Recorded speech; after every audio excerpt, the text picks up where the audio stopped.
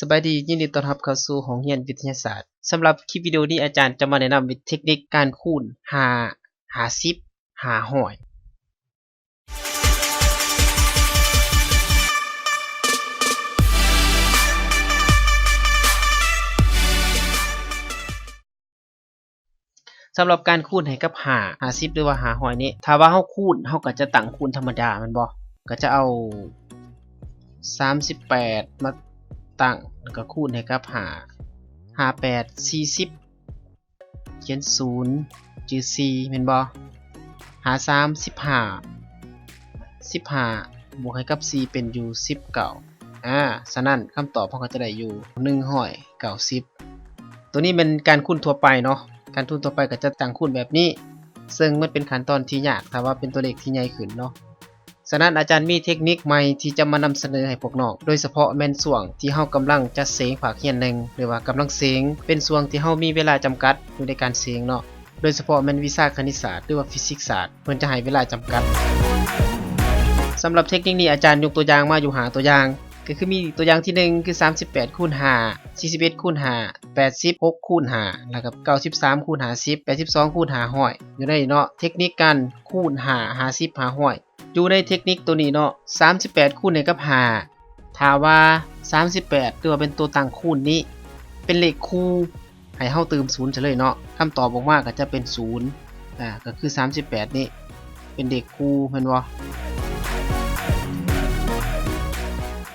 เขียน0ไว้ก่อนโลดถ้าว่าเป็นเด็กครูเนาะ38เป็นเด็กครูเขียน0ไว้เนาะหลังจากนั้นให้เฮาเอา38นี่มาหารให้กับ238หาร2ได้เท่าใดได้อยู่19บ่ฉะนั้นคำตอบของเฮา38คูณ5เท่ากับอยู่190และข้อที่2 41คูณ5 41นี่เป็นเลขคีก41เด็กเป็นเลขคีกเนาะถ้าว่าเป็นเลขคีกแนวนี้เฮาก็มีวิธีคือกันเนาะถ้าว่ามันเป็นเลขคีกเฮาก็จะบ่ได้ตั้งด้วย0แต่จะตั้งด้วย5แทนเนาะแต่ว่าบัดนี้น่ะเอา41นี่มาลบให้กับ1 41ลบ1เหลืออยู่เท่าใดเหลืออยู่40แม่นบ่เหลืออยู่40ถ้าว่าเหลืออยู่40เอา40นี่มาหารให้กับ240หาร2ได้เท่าใดได้อยู่20แม่นบ่ฉะนั้นคำตอบของเราก็จะได้อยู่205มาเบิ่งข้อต่อไปข้อที่3คือ86คูณ5 86นี่เป็นเลขคู่แม่นบ่คันเลขคู่เฮาเฮ็ดจังได๋เลขคู่เฮาก็ตั้งด้วย0บัดนี้เอา86มาหาร2เอา86หาร2 86หาร2ได้อยู่43แม่นบ่ฉะนั้นคำตอบของเราก็จะออกอยู่430บัดนี้มาเบิ่งข้อที่4ข้อที่4นี่93คูณให้กับ50ถ้าว่าคูณให้กับ50เฮาก็จะเอา0ตัวนี้0ตัวนี้มาตั้งไว้ก่อน0ตัว50นี่มาตั้งไว้ก่อนให้คิดว่ามันบ่มี0อยู่นี่เนาะบัดนี้ขั้นตอนต่อไปเฮาก็ปฏิบัติตามขั้นตอนคือเก่าก็คือ93นี่เป็นเลขคีกเฮาก็ตั้งด้วยคำตอบตั้งด้วยหลังจากที่เฮาตั้งด้วยแล้วเอา93มาลบให้กับ1เพราะว่ามันเป็นเลขคีกเนาะลบให้1เหลืออยู่90เหลืออยู่92หาร2ได้อยู่46บ่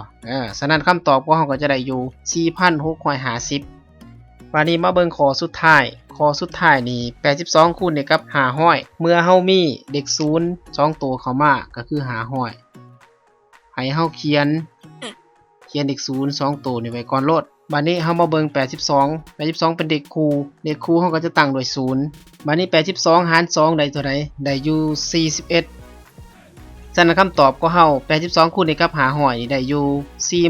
41,000 สำหรับเทคนิคนี้ก็สามารถนำใช้ได้ทุกกรณีโดยเฉพาะเป็นกรณีที่มีเวลาจำกัดเนาะแล้วเฮามาเบิ่งที่มาของมันที่มาของบทจดนี้ก็ง่ายๆเนาะสมมุติเอา38คูณกับ5 38คูณกับ5มาเป็นตัวอย่างเท่ากับเท่าใดเฮาพิจารณาเบิ่ง5จะเท่ากับ10ส่วน2แม่นบ่ฉะนั้นเฮาก็จึงเขียนได้38คูณกับ10ส่วนกับ2เท่ากับเท่าใดหลังจากที่เฮาได้ลักษณะแบบนี้แล้วรูปร่างแบบนี้มาเนาะเอา2นี้มาหารกับ38ได้บ่ ได้เนาะเราจะได้อยู่38ส่วนให้กับ2คูณให้กับ10เนาะดังนั้น38หาร2ก็ได้อยู่19คูณให้กับ10จะเท่ากับอยู่190ลักษณะแบบนี้ซื่อเนาะเทคนิคหรือว่าวิธีการสำหรับคลิปวิดีโอนี้ก็ขอจบเพียงเท่านี้เนาะถ้าว่าผู้ใดที่บ่อยากพลาดเทคนิคดีๆในการคิดเลขและคิดฟิสิกส์คิดบทโจทย์วิชาฟิสิกส์ศาสตร์ก็สามารถกดติดตามเพจหรือว่ากดติดตามในช่อง YouTube และอย่าลืมกดกระดิ่งไว้เพื่อจะได้เบิ่งวิดีโอในครั้งต่อไปเนาะ